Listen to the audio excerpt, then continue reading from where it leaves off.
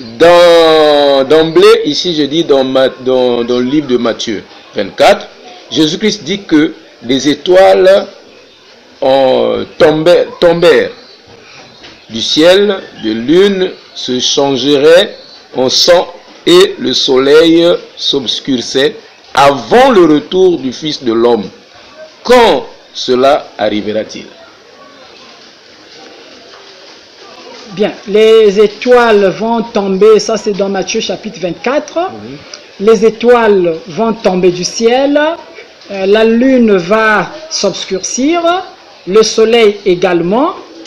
Bon, ce sont là des questions qui sont très délicates, qui sont difficiles à répondre dans la Bible. Bon, on peut le répondre par rapport au fait que si l'Esprit de Dieu peut nous habiter.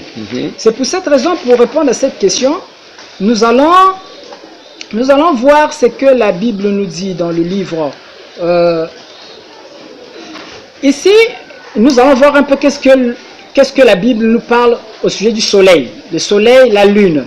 Nous prenons le livre d'Apocalypse chapitre 21, nous allons lire le verset 22.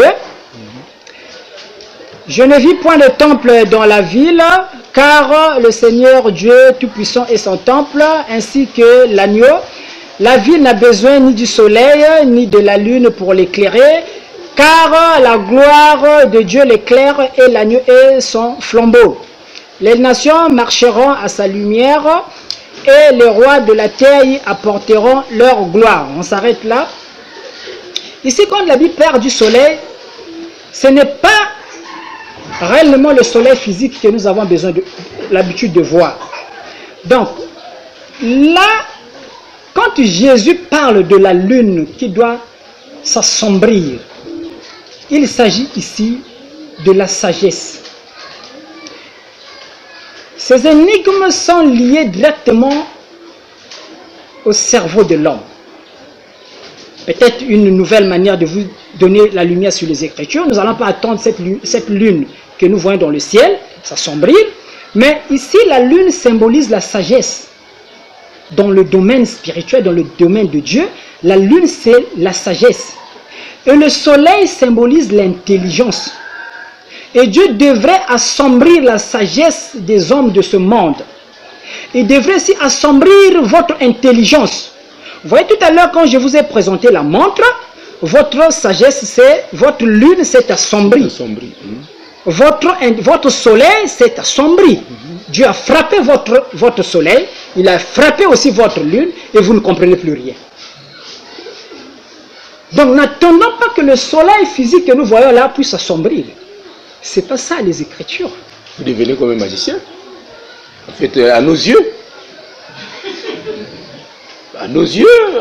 vous apparaissez comme si, en tout cas, ce que vous nous dites, par rapport à votre façon d'expliquer, franchement, on est comme, je veux rentrer certainement, il faut que je revienne. Il n'y a pas de problème, il faudrait qu'on puisse tous travailler pour évangéliser l'œuvre du Seigneur. Oui. Parce qu'il y a beaucoup de choses. Non, parce que vous avez un langage trop céleste. Merci beaucoup, merci beaucoup. Oui, vous avez, à moins que j'invente, mais je ne crois pas inventer. Mais vous avez un langage qui est tellement trop différent que je n'écoute jamais, mais que je trouve ça céleste. C'est comme disait la Bible, il parlait une langue inconnue. Et les gens, à un certain moment, ils parlaient en langue. En tout cas, merci beaucoup. Ça va droit, ça touche directement mon âme. Et seul un fils de lumière aussi peut le dire, ce que vous venez de déclarer. Si vous n'êtes pas dans la lumière, vous ne pouvez pas déclarer des paroles comme ça. Et donc, Dieu aujourd'hui nous amène dans le nouveau. C'est pour cette raison, dans Apocalypse chapitre 21, il nous parle d'une nouvelle terre et des nouveaux cieux. Et quelque part dans l'église, parfois, on attend que le ciel là puisse disparaître. Mais le ciel là que nous voyons ne disparaîtra jamais. C'est un langage céleste. Que veut dire le ciel? Et que veut dire la nouvelle terre? Vous voyez? Ce sont là des nœuds qui sont dans la Bible. Mais même dans l'église, les hommes de Dieu ne peuvent pas nous amener là. Quand les hommes de Dieu prêchent la parole, bon, ils flottent un peu sur les versets de Matthieu, ils sont sur Jean, Apocalypse, bon, peut-être un peu superficiel, hein, mais pas dans le fond. Mais ici, c'est un message. Ça veut dire que vous sortez carrément de la Bible. Comme disent les gens de William Branham, très bien. Vous faites une lecture au dos de la Bible. Très bien. Donc une personne humaine, mais qui a une pensée plus évoluée. Très bien. Et donc c'est pour cette raison, ces choses seront expliquées au fur et à mesure que nous allons avancer. Donc, que veut dire la nouvelle terre? Que veut dire les nouveaux cieux? Parce que nous sommes déjà rentrés dans le nouveau cycle, et donc on doit comprendre ce mystère, parce qu'après il faudrait qu'on ferme la Bible et rentrer dans le nouveau cycle. Le nouveau cycle. Ah oui. Parce qu'il y a déjà 2019 ans depuis que Christ était venu sur la terre. Et donc là, c'est un nouveau cycle qui commence. Mais maître, excusez-moi, j'ai une question de curiosité que je croise un peu partout. Vous savez qu'avec ce métier de journaliste, on est dans toutes les églises. Il n'y a pas de problème. Vous êtes en train de parler de nouveau cycle. Qui donne le message du nouveau cycle? Qui s'exprime en tant qu'homme céleste? Qui s'exprime dans le nouveau cycle? Dans le nouveau cycle? Parce qu'ici, nous avons trop plus connu Jésus-Christ. Bon, maintenant, quand on ferme la Bible, en tout cas, Jésus n'est plus visible. Mais qui s'exprime maintenant dans le nouveau cycle? Bon, pour répondre à cette question, je crois qu'il faut rentrer dans les profondeurs de l'esprit. Il faudrait que l'esprit vous révèle. C'est par révélation qu'on peut savoir qui conduit le nouveau cycle. Parce que Dieu dit que même son trône devait descendre et Dieu habitera avec les humains lui-même. Voilà. Maintenant, je veux savoir, Dieu doit descendre. Et maintenant, c'est qui s'exprime? Voilà pourquoi je vous dis, je ne peux pas vous répondre à cette question, donner la réponse à cette question. Cette question doit trouver sa réponse dans la révélation. Donc, ce sont les fils de Dieu qui connaîtront réellement qui nous conduit dans ce cycle nouveau. Qui vient accomplir les Écritures et qui nous conduit dans cette partie. À ma place, j'aurais pu applaudir.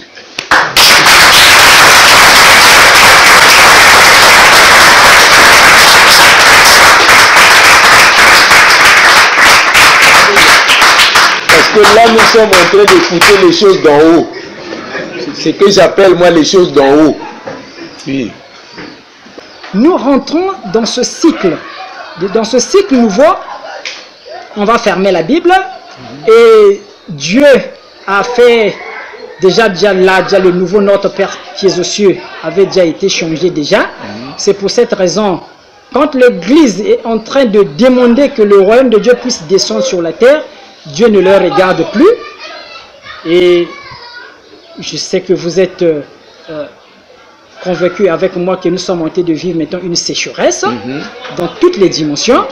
Il y a la crise qui est en train de nous frapper et dans les églises aujourd'hui, on est en train de prier, mais c'est comme si Dieu ne nous écoute plus. Ça veut dire que Dieu a quelque chose, il a un message à nous faire passer. C'est pour cette raison, je dirais que les attributs du nouveau cycle sont déjà là.